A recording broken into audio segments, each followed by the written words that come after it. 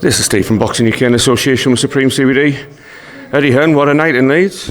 Yeah, mate, I'm knackered. I mean, I tell you, look, we like to give value, and I feel like if you're in the arena tonight, you got tremendous value for your ticket. And it was a great main event, great co-main event, great game of football, to be fair. Yeah. Obviously, we would have liked both of those decisions to go our way, but wasn't to be. But a great night. No wonder you're knackered. You got yourself quite animated at both, didn't you? Yeah, mate, I love it, mate. I love it. I mean, I said to someone, imagine if I was on drugs. You know, I mean, all of this, and I'm completely clean. It's mad, and I just love it. I lose the plot. Like Frank Smith was sitting next to me, going, "What are you doing? Calm down." I mean, I love Josh Warrington. I thought it was a great high level fight. It was scrappy. It was a fight of two halves. Could have gone either way, but it's just I love boxing. As we were getting into the later rounds, Eddie, was the animation that we saw from you a little bit panic as well, or? Yeah, for sure. Like, it was a disaster start. I mean, after 6 rounds, it's 5-1 or it's 4-2, right? And then from there, Josh Warrington, I think, wins at least 4 of the last 6 rounds. But I thought with his finish, you know what, we might have just edged this. But 114, I can see, and then 115, 113, you know, I can see either way, really. But I felt like Lopez could have a point deducted for the holding. He held a lot. I know they complain about Josh's head, but Lopez was jumping in as well. So, very close fight. I know it's a horrible question to ask so soon after, but where does Josh Warrington go now, Eddie? He's of an age, he's had some battles. That is down to him and his family. At the end of the day, Josh Warrington is still an elite featherweight. It wasn't a performance that says, oh, he's deteriorating. He just fought a very tricky, awkward fighter. So I'd still like to deliver that fight in the US because I think he deserves it, and so does his fans. And I'd also like to see potentially if Wood gets through Lara, then doing that fight at the City Ground. But we'll have to see. It was a tough fight. The first 6 rounds were tough. We've just spoken to Carl Froch, and he said he'll have a word with Lee Wood to see if he can help get that fight made. That's still a cracker, isn't it? If you can get that one. I mean, look, Lee Wood wants to fight Maurizio Lara, which is good for us, or all of us. But it's a very, very tough fight.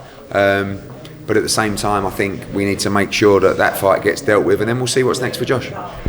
Ebony and Shannon potentially stole the show until Josh came in the ring. It was, and Ebony's really deserves a lot of credit. I think that she lost the first 2 rounds, and it was a big knockdown in the third, and it changed the fight. And she brutalised Shannon O'Connell. She really did bash her up, and Shannon O'Connell was super tough. And big win for Ebony. I think she'll need some surgery on her hand now, and then she'll be back to unify the division next year.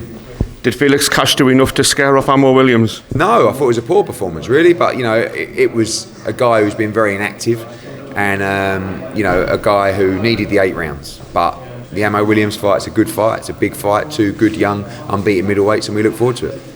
I know you've said the calendar for next year's coming, Eddie. Can I push about Newcastle? Obvious. Yeah. The Newcastle show will be one for the youngsters. So probably a next-gen style for Pat McCormack, for Cyrus Patterson, from Callum French, from Mark Dickinson, and all our boys. So, they're starting to step up now, and we want to start pushing them in the northeast, and that'll be a next-gen show coming in February. Do you miss the Ritson days of coming up out here? I miss, I love great atmospheres, and tonight you saw that. We used to see it in Newcastle a lot, but you got some great kids coming through. Obviously you got Mark Dickinson, you got Pat McCormack. You've got some really, really good fighters coming through, Callum French, Cyrus Patterson. So I feel like, you all right?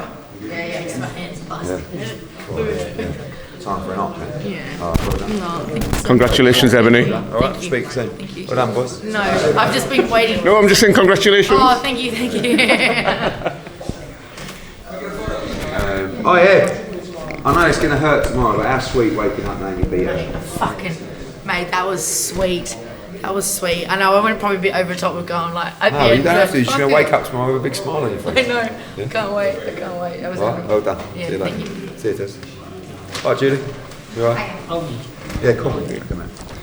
I'll move on quickly, Eddie. We interviewed Dillian White after he'd beaten Jermaine Franklin.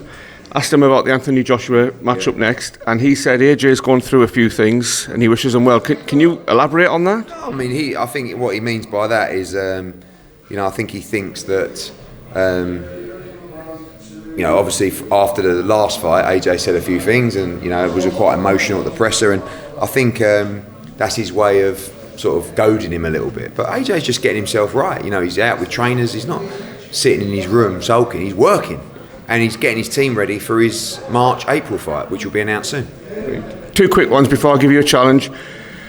Derek Chisora, this time last week he'd lost to Tyson Fury. As someone who's close to Derek, what would you advise him to do next, Eddie? I think it's time for him to pack up, but I love Derek and he's a great man and he'll make his own decision, you know, and whatever that will be, we'll support him. But I feel like he's had a great run, and I think because he wants to fight at the elite end, I think those fights are beyond him now. But you know, he's his own man, he'll make his own decisions. Also last week, Bob Arum was tearing into you. Nice, isn't it? Someone said to me tonight, you've got to think, with everything that Bob Arum's seen in his career, that at this age he feels obliged to go after you and try and put you out of business or try and taint your reputation. You have to ask yourself why. Compliment? Massive compliment, because he knows. He's not an idiot. He knows how good we are. And look, Top Rank are a great company as well. They just have no future, because beyond Bob Arum, where is the future? So, you know, but I respect Bob Arum. And people then have a go at me for firing back. I'm just responding to his comments, that's all. But it's all fun and games. I was going to ask you, in response to Bob Arum's comments, how would you assess the last year with DAZN? Unbelievable. Like, I just, you know, people say, oh, well, outside of Canelo Bivol and Canelo Triple G and Taylor Serrano and AJ Usyk, what have they done? And I'm looking at the others and saying, well, show me what you've done at that level. You know, throw Bivol Ramirez in there, throw Wood against Conlon in there, throw our Australian, Mexico, Italian, Spain shows in there. No promotional company can even lace our boots. But that's the criticism you get when you're at the top of the game. I still think we need to do better in the UK, in all honesty. Like we've had a bit of disappointment. Obviously, Ben Eubank would have been massive for us, but it is what it is. But listen, we're grafting, we have big ambitions, and we look forward to 2023. Last one, River Challenge, Eddie. Go on. Boxing fans will look to you for a Christmas message, Really? an alternative King speech. Yeah. Can I ask you to talk for a minute or two? Just A minute or two? a minute or two, yeah? Just a positive Eddie Hearn Christmas message to the people. I think the world is changing. I think people are starting to realise, you know, I wrote a book called Relentless, and it was basically about just being a selfish fucker and just grafting every day and not stopping and running through walls. But actually, I might write another book. You know, I'm not convinced that's the answer. You know, there is another life out there. And boxing, for me, is my biggest passion. You know, boxing is my life, but at the same time, the business is my life. And I have a responsibility to my dad, who built this company, to take it forward to the next level. There is a happier life beyond working in boxing for me. But it's very addictive, and I give it everything. And I don't take it very well when I get criticism, because I love it.